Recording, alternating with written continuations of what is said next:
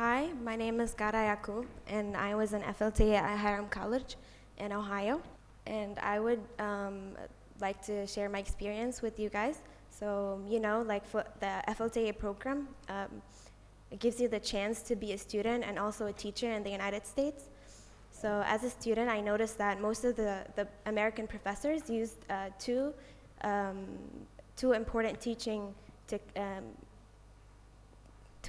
teaching techniques in the classroom. So the first one was the audiovisual method, and the second one was technology.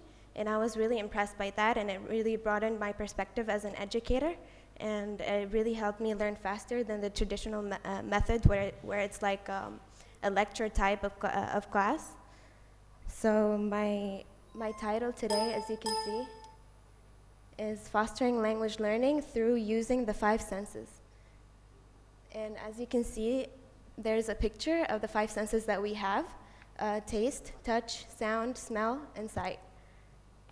So I'm pretty sure that you all heard of the Chinese proverb. And it says, "When I hear, I forget, and when I see, I remember, when I do, I understand." And you can see that in those pictures as well. And I really like this proverb in teaching, so I followed this technique in my classroom. So one of the most important techniques that I used in the classroom was the audiovisual technique. And through this technique, I engaged two of the senses. The first one is sight, and the second one is hearing.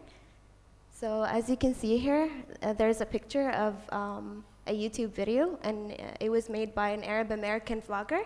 And you know that college kids love vlogs, so that's why I made them watch this, and they really enjoyed it, and they learned a lot about Arabic and Arabic culture from it. And then the second one was Arabic alphabet songs that we use for kids and they learn the alphabet from. So they really enjoyed this, and it made Arabic alphabet stick in their heads. So that was the first technique, and the second technique was physical games and food. And this second technique helps engage four of the senses that we have. The first one is taste, and the second one is smell. The third one is touch, and also sight. So as you can see here, the first example of the physical game was hand games, and we all use hand games as kids. I'm pretty sure that some of you are familiar with the slapping game. So you have to count from 1 to infinity. So you have to avoid the slap on number 5. So this helps them remember the numbers in Arabic. So I had them play this game, and I also made them try Arabic food. And at Hiram College, it's a really small college. I had 1,000 students, and in my classroom, I had only 4 students per semester.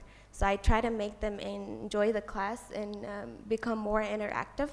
So I made them Arabic coffee, as you can see in the picture. And Americans hate Monday because it's the first day of the week in my classroom.